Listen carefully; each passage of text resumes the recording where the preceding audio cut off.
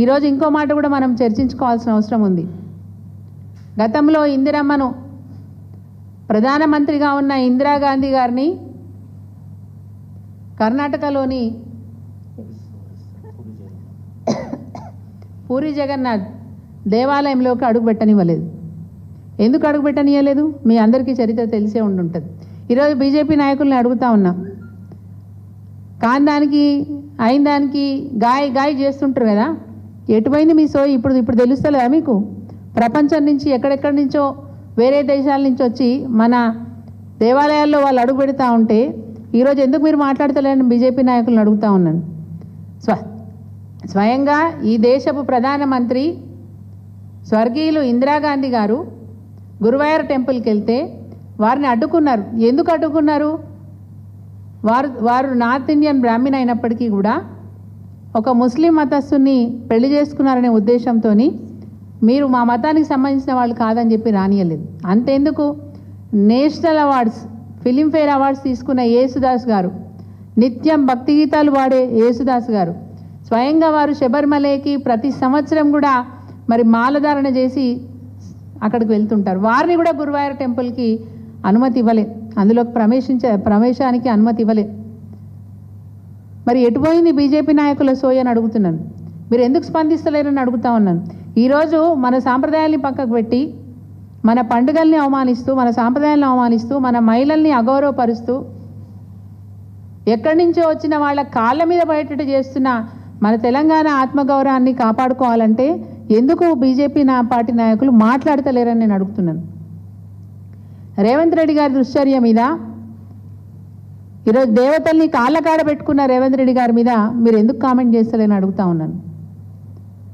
అయిన దానికి కాని దానికి గాయాన్ని లేస్తారు కదా. ఇక్కడ మన హైదరాబాద్లో చెరువులో ఉంటారు, వారి పేరేంది, రాజాసింగ్, బీజేపీ నాయకుడు. ఎందుకు ఏమైంది? మీకు ఏమైనా చాక్లెట్లు మంచి పెట్టిరా? నోట్లలో చాక్లెట్లు ఉన్నాయా? బెల్లం ఉందా? ఎందుకు మాట మిగులుతలేదు మీకు బీజేపీ నాయకులారా? మాట్లాడండి. ఇట్లాంటి విషయాలే కదా మనం మాట్లాడాల్సింది.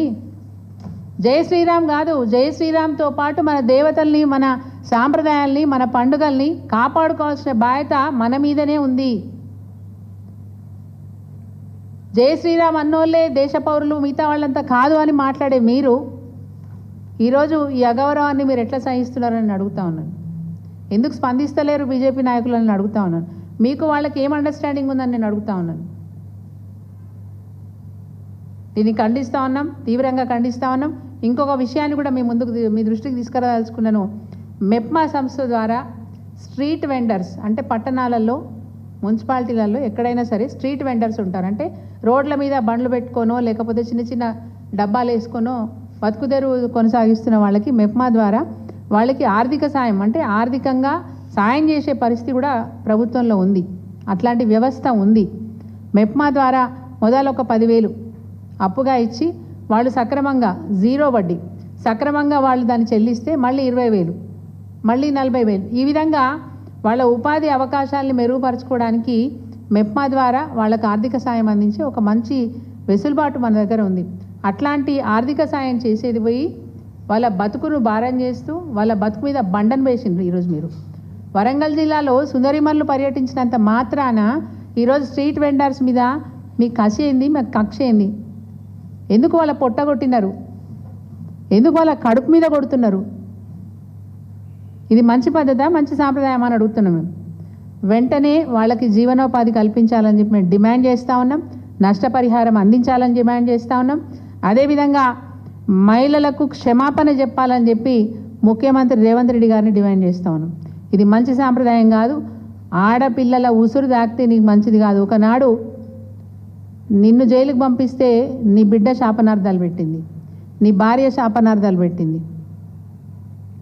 మరి నీ ఇంట్లో నీ బిడ్డకు వచ్చిన బాధ ఈరోజు తెలంగాణ మహిళకు వస్తే నీ బిడ్డ తీరు, తెలంగాణ మహిళ తీరా అని అడుగుతా ఉన్నాను.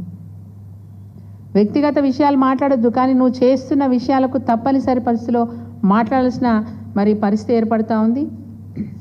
ప్రజలు దలిస్తే మీరు కుర్చెక్కిరు, ప్రజల బాగోగులు చూసుకోకపోతే మాత్రం తొందరలోనే మీ కుర్చీని మరి లాగేసే ప్రయత్నం ప్రజలే చేస్తారు.